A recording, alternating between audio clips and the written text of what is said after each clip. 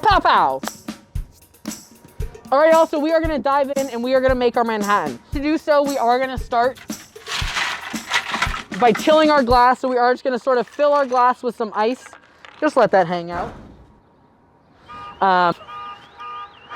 Anyway, for this Manhattan, we are using our Kinsey Zinfandel wine cask finish. Now, we picked this whiskey specifically because it has these amazing notes of raspberry and plum on the edges from that Zinfandel with a little bit of pepperiness. I think that's gonna make an amazing base to a Manhattan. We are gonna be adding 2 ounces of this.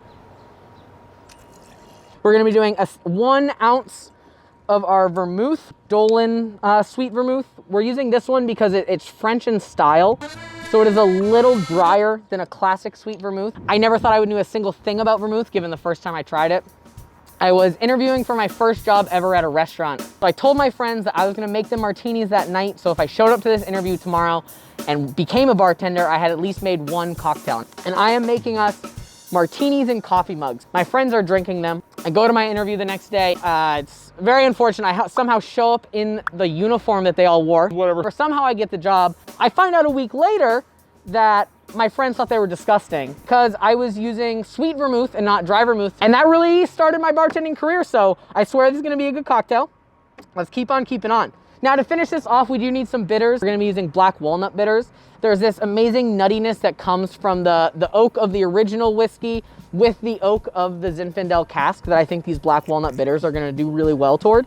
So we are gonna do 2 to 3 dashes. We are mostly done with our Manhattan. We just need to stir it and add some, we just need to stir it.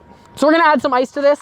Now, I'm gonna be going over our stirring technique. I'm gonna be using a bar spoon, but if you have a teaspoon at home, that is fine. The goal when stirring a cocktail is to always have this spoon, the back of the spoon should always be touching the inside of the glass. Now, our goal with doing this is that we're trying to get this very cold and very mixed together, but we don't wanna be doing any hard shaking where we're like really moving that ice around because that's gonna emulate shaking a cocktail. That's gonna add air, it's gonna add little ice chunks that we wanna avoid, and that's gonna start letting out a lot of the alcohol that we're trying to keep in this cocktail. So you can go fast, you can go slow, as long as we're keeping that spoon on the outside of the glass. So that's probably about 30 seconds. Today we are gonna be using a julep spoon. We're gonna put this curve down into our strainer.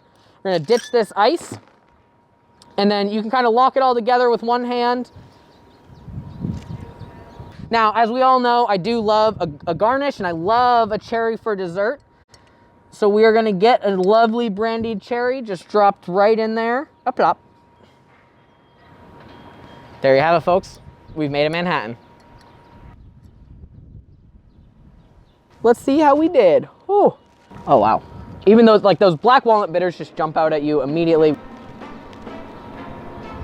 Honestly, you get that amazing dryness from this sweet vermouth, those raspberries and that plum, the oak from all of the different agings of this whiskey comes through. This is a very good cocktail. And then there's this amazing kiss of herbaceousness and black walnut on the end from those black walnut bitters. Yum. Everything you want in a cocktail.